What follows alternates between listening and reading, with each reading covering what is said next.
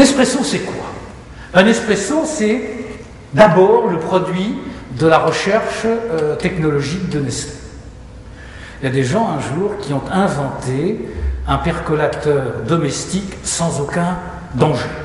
Parce que si vous mettez des vrais percolateurs chez le consommateur normal, vous êtes sûr que vous aurez plein d'accidents. Donc là, c'était un truc assez compliqué, assez complexe finalement, où on va faire de l'eau surchauffée qui va passer au travers d'une petite capsule dont elle va extraire ce qui fait un café, et le café, bien entendu, globalement le même que celui que vous pouvez boire dans les meilleures trattoria italiennes.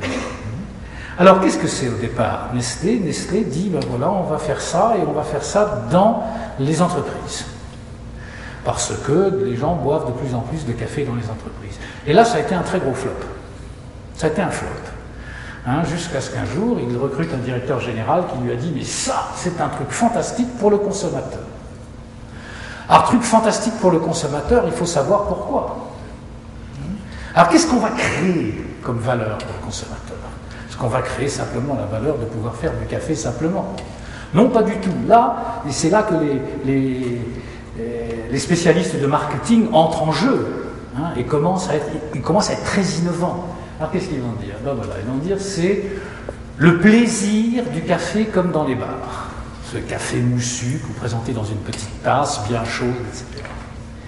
Derrière ça, c'est la variété des cafés. Parce que généralement, dans une famille, quand on fait du café, on achète les 250 grammes de café en grains qu'on moud, ou alors on achète 250 grammes de café déjà moulu, et on plie ça dans une cafetière à filtre papier, et on a une seule qualité de café. Là non, on va offrir des choix et des variétés de café différentes, des goûts différents. Et on va développer ce sens du connaisseur. Ensuite, on va sortir le café de la cuisine. On va sortir le café de la cuisine à la fin du repas. La ménagère ne quittera pas la table pour aller faire le café et revenir 5 minutes après avec un plateau sur lequel les tasses vont s'entrechoquer et poser ça dans le salon.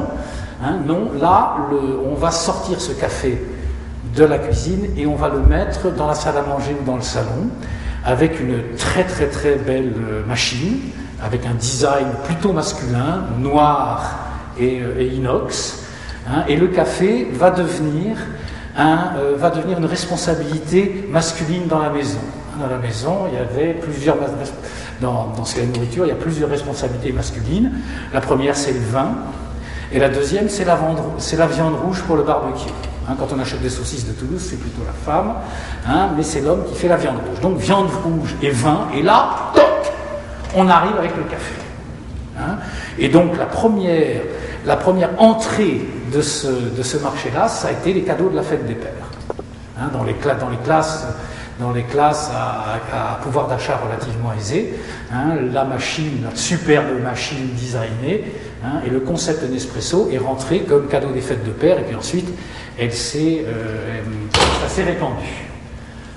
Tout ça, c'est breveté de partout. Il y a 70 brevets croisés, etc., qui protègent ce truc-là pour 20 ans. Pas plus. Ensuite, il y a un accord avec les fabricants de machines.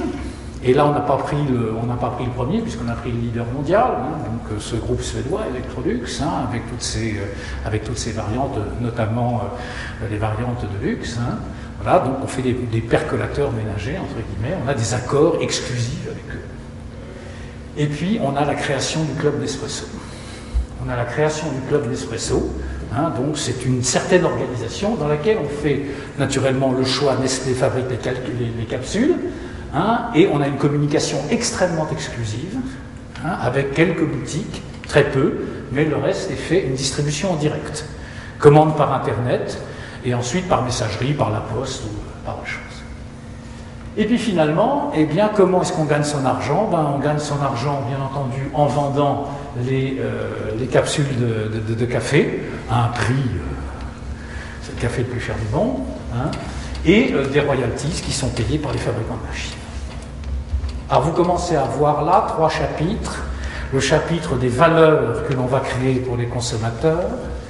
et pour différents partenaires s'il y en a, là dans ce cas-là il y en a pour les fabricants de machines.